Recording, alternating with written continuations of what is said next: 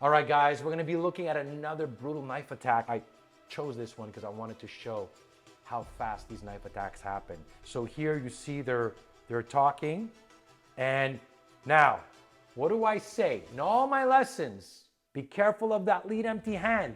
Textbook, guys, fight analysis, the best way to learn. Picks up the arm and he reaches for the weapon. Why? Because he knows you can use the arm to trap, as leverage, to push him back and to pull out the knife. And this is why I tell people when I do this training, a lot of times I'll be like, okay, if you're faced with your attacker and the person's here, empty hand, and the other hand is behind his back, what's the most dangerous? They're like, oh, the knife in your back. No, I go the lead empty hand because this is what I'm gonna use to attack, that closest weapon to target, where I'm gonna grab you, trap you, strike you, and use it as leverage. So you gotta make sure that my hands are up and I'm following both hands. And that lead empty hand, when it starts blading coming close to me, I gotta be ready to parry it and move it out of the way. Because once that arm grabs you and traps you, it's gonna be used as leverage to attack. So look at that, right there. He grabs, look at that, right there. Pulls and starts attacking.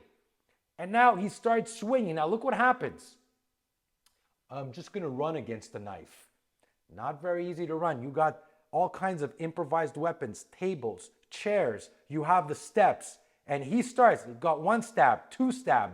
And then he goes after somebody else.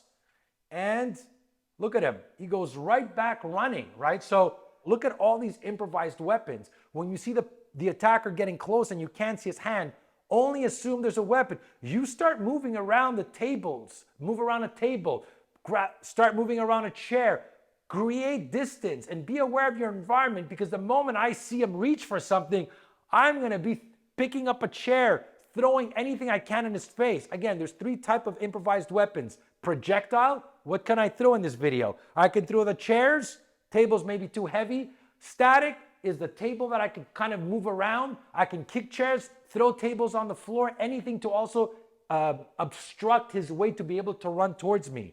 And there he goes, and he's coming back. Let's look at it again in slow motion. Right here, grabs, look how fast. Stab, one. And look, he's moving back. He's trying to run, he's trying to escape. And here's something I teach guys.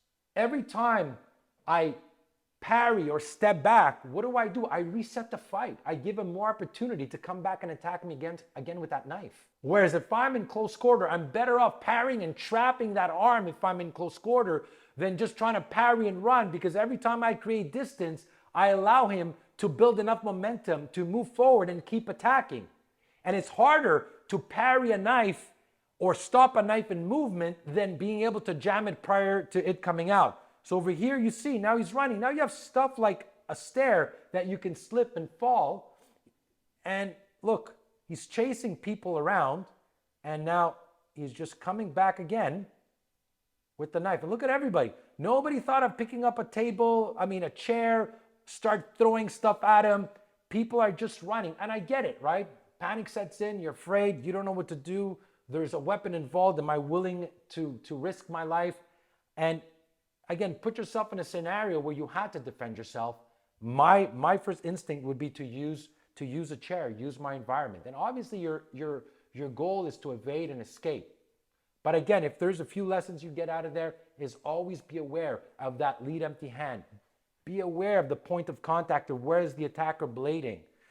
Be aware of your environment and your surroundings. There's always improvised weapons around. Be able to scan a room and know how to use everything that you can in your environment. Again, it might not finish the fight, but it might deter the attacker from getting close. It might deter him from continuing and demotivating him to continue his attack just by picking up an improvised weapon, yelling, throwing stuff. Now, as a group, if they were all together, they should have each picked up a chair and start throwing shit at him.